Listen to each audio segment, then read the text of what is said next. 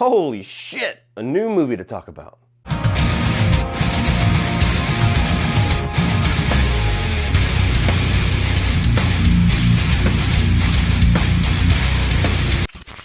So Wonder Woman 1984 finds Diana Prince living in the 80s, saving people in secret through the shadows when she comes across an item that grants its user their greatest wish, while also taking away their greatest value. What's up, everybody? Well, it is here, Wonder Woman 84, the long delayed, all year long it seems like, long delayed sequel of Wonder Woman. This is the first of what, as of now, is a long slate of movies in Warner Brothers that is going to be debuting simultaneously on HBO Max along with a limited theatrical release with whatever theaters are even open right now.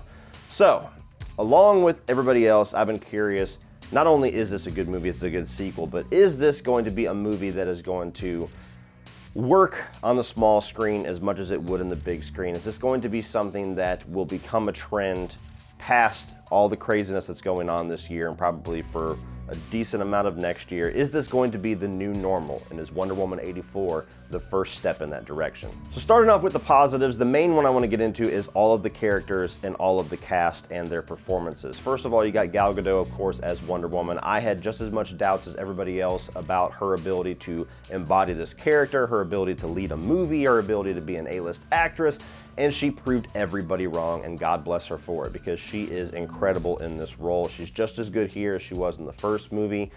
She embodies Wonder Woman for me. I did not grow up watching the old Linda Carter show or really have any other embodiment of Wonder Woman in my eyes. Gal Gadot is it, and she just continues to get better in this role, continues to get better as an actress. And to that note, again, gonna keep this review spoiler-free, because a lot of you guys aren't gonna see it till tomorrow, but spoiler-free, there is a scene in this movie that demands the most emotion out of her as an actress that I have ever seen her give in her career thus far.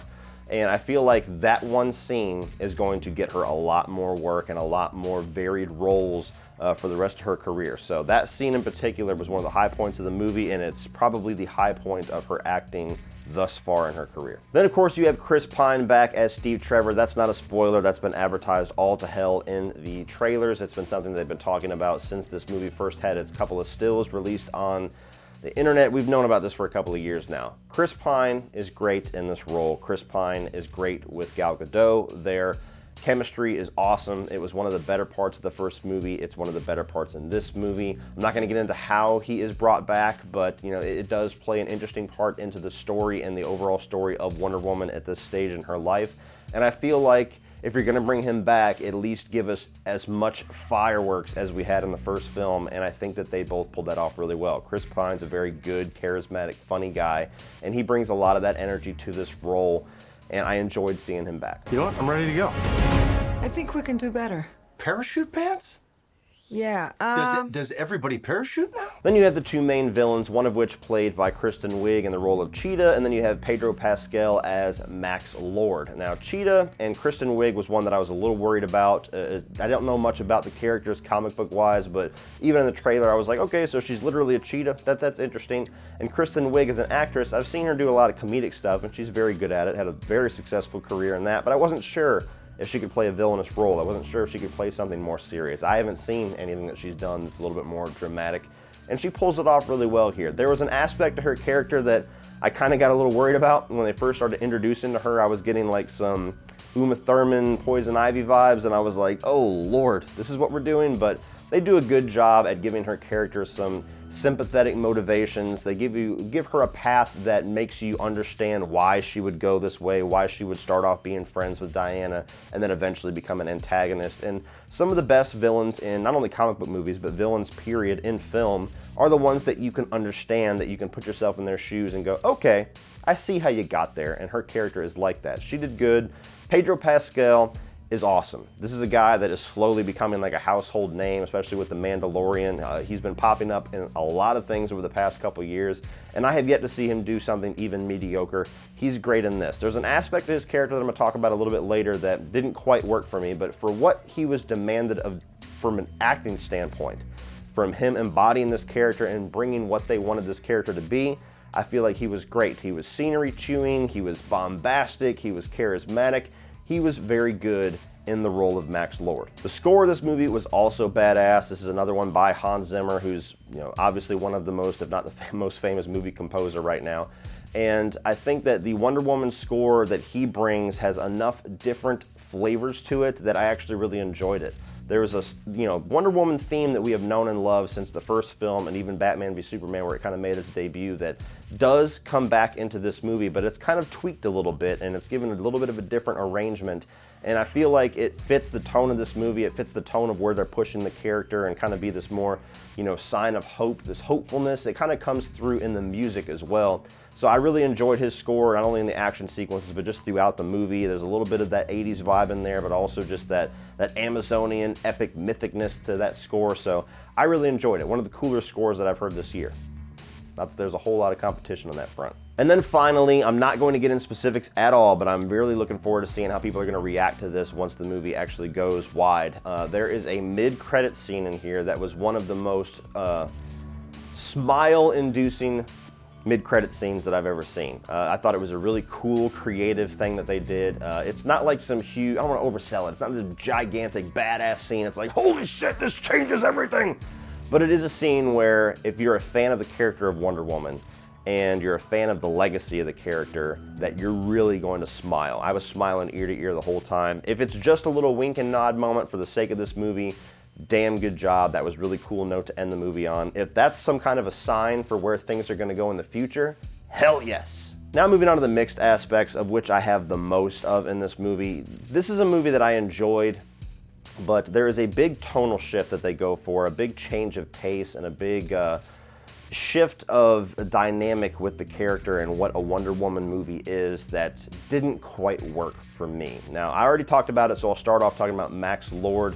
This is a character that is very scenery-chewing, bombastic, over-the-top, loud, large, in charge, and there is a lot of entertainment value to that, and I do think that his overall journey as a character fits very well with the thematic elements of the story, but there was quite a few moments where I feel like it was really getting turned up a bit too much. It was overcooked, it was over the top, and it was just like, all right, dude, like you're doing exactly what they're asking you to do. I know that's what they wanted you to do, but just go down from 11 to like 9 in a couple of scenes, especially in the third act whenever, he's full-on God mode with his powers and, he's now the major focus of the movie. We've got to stop this guy, and he's just giving these like speeches and lines of dialogue that's like, oh, okay. That doesn't seem like something a natural human would say. You're definitely a comic book movie villain. There's just aspects to his character that I just felt were a little too 80s and 90s comic book villain that just didn't quite work for me. I know this is set in the 80s, but we've learned lessons from that era. I don't see the need to go back. Then there's the overall tone of the movie. This is a much more lighthearted, jovial, kind of, dare I say, goofy tone of a movie than especially the first film, but just kind of this universe in general. And I don't quite know if it fits. I don't know if it fits with the first film as well as they wanted it to, and I don't think it fits with the overall DCEU universe that they've set up as well as they wanted to. Some people aren't going to care. They're more about, singular experiences versus how the pieces kind of fit together. But for me, it just felt a lot more jovial. And a lot of that grittiness, more seriousness that we saw in the first film just doesn't really translate over into this.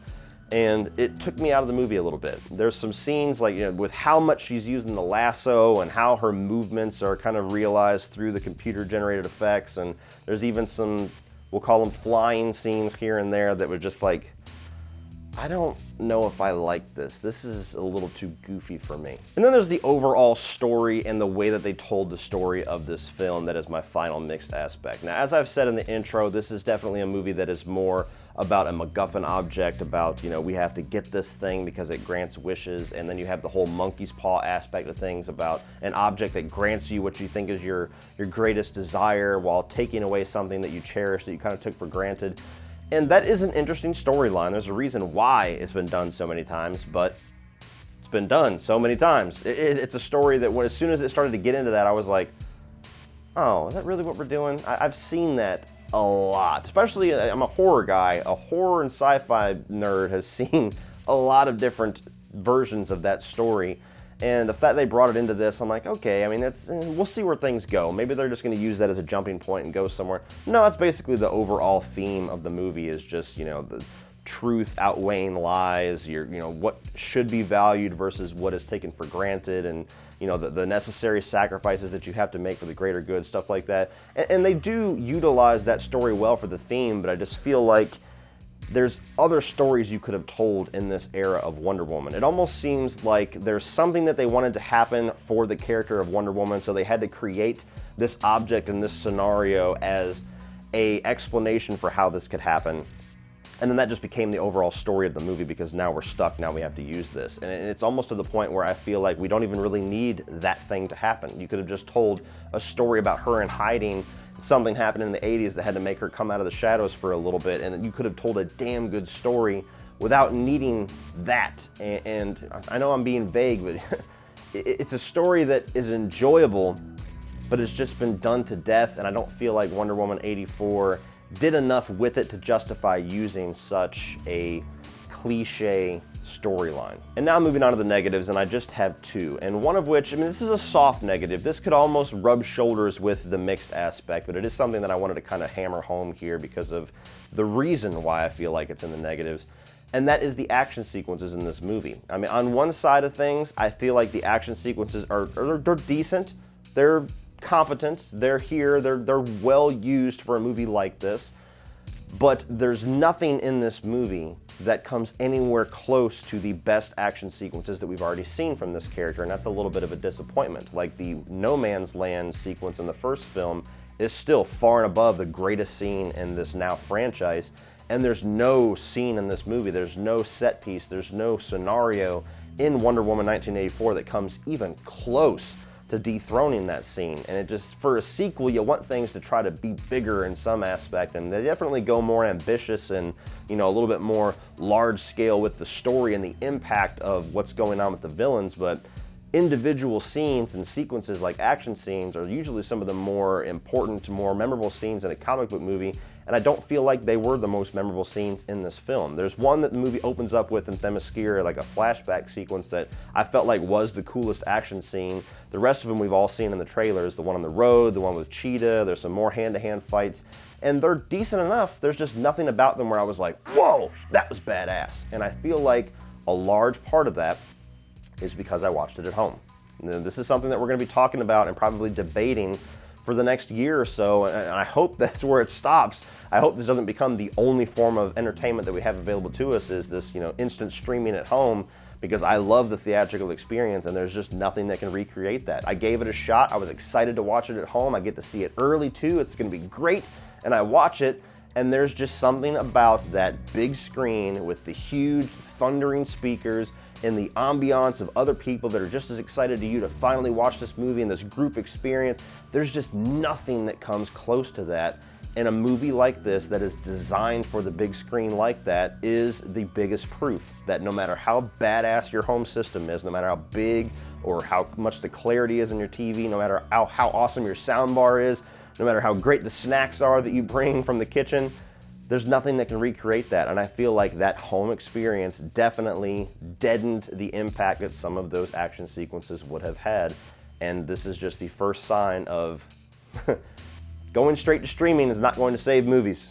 It's just not. And then my final negative is more so something that is probably just going to bug a few particular people, and a lot of other people are going to overlook it and not care at all. And that's just the continuity of Wonder Woman 84 within the DCEU that we have thus far. I feel like this movie gives the most middle fingers to the overall continuity that we've set up in this universe, and I wasn't really fond of the ways that they did that. Now, the DCEU has made like little tiptoes towards doing this ever since Justice League, to where each individual movie is much more about that singular experience, not so much on all the connective tissue and how this fits into all the other 8-9 movies that we have going right now. They tried to fast track how that machine worked with the MCU, and it blew up in their face quite literally in the DCEU. And ever since then, like Aquaman, there's just been like a little throwaway line saying, yes, this does take place in the same universe as Justice League. And you get movies like Birds of Prey that just, a couple little nuggets of connective tissue in there. The Batman's gonna be in its own separate universe. I have no idea where that's gonna fit. But Wonder Woman 84 is still the same character. It's still Gal Gadot. It's still the same Wonder Woman that we saw in World War I, and in Batman v Superman, and in whatever version of Justice League is your version of Justice League. You get into this movie, And you're like, okay, so the continuity set with this character is that she was this big hero in World War I, and then she loses Steve, and she basically goes into hiding until that moment when Doomsday comes out, and she finally has to make her triumphant debut to come in and save the world, and that's the first time we've seen her since then, a major sighting. And this movie goes, nah, we're just gonna do this huge epic third act and have these gigantic stakes that are, going around the entire world, and everybody's gonna know that Wonder Woman saved us. And it's like, okay, you just shit over everything that you have already pre-established about this character, and now good luck trying to make that make sense with the movie that comes later with Batman v Superman. Again, some people are gonna go, fuck it, I don't care. I didn't like that movie anyway, and whatever, as long as this was cool, I don't care. That's fine, more power to you. I'm glad you enjoyed it. For somebody like me that enjoys a lot of the other movies in this universe and enjoys how things kind of fit together, and it was willing to, kind of forgive the prequel problems that I have for whatever sequels they give with Wonder Woman that take place between the first one and BVS. If you're going to just throw away all the rules that we've set up, to me it's a little bit aggravating and a little bit disrespectful for what's already set in stone. I feel like there was a way to tell this story without having it be as in your face to the rest of the world as it ended up being. And now it's just like, okay, well, I mean, maybe you painted yourself in a corner with that storyline in the first couple of movies, but you did that, so you should follow it. Overall, guys, I enjoyed this movie. I think that a lot of people will enjoy it. I think a lot of people are going to be very excited to watch this at home, or even for those of us that will go out into the theaters on Christmas Day or Christmas weekend to check it out. Most people that liked the first movie, that liked this character, will walk away enjoying this movie. It's just gonna be a varying of what degree you liked it. There's gonna be a lot of people that are gonna say, I prefer the tone of Wonder Woman 84. I want it to go that direction. This was exactly what I wanted. There's gonna be people like me that are going, I liked the way it was in the first movie. This was a little bit of a reach for me, but I still had fun. Overall, enjoyable movie. Didn't work completely for me. Certainly not a movie that I want to be the standard for where things go with this character. I feel like let's get back to some of that more serious stuff just a little bit. So if you're a fan of the character Wonder Woman, the first film, the DCEU, or you just want to go out and see a blockbuster, for God's sakes, in the year 2020, definitely check out Wonder Woman 84. But if you're somebody that doesn't need that theatrical experience, this is absolutely a movie I'm going to recommend that you stream it. What do you guys think of Wonder Woman 84? Are you a fan of this one, the tone, the direction? You like this more than the first film? Or are you somebody that actually looks back and goes, no, that's kind of what I wanted from this character. This is a little bit of a misstep for me. Let me know your thoughts down below. And are you somebody that watched it at home and thought that the theatrical experience was not needed? Let me know that argument down below as well. I've been curious to check out how many people prefer home theater versus the actual theater. So let me know your thoughts. Please like and share this video. Hit that subscribe button if you're not already a subscriber. Got a lot of other videos on here, a lot of other DC and Marvel content that you will enjoy. And as always, guys, remember, opinions are like assholes, but that doesn't mean that you have to be.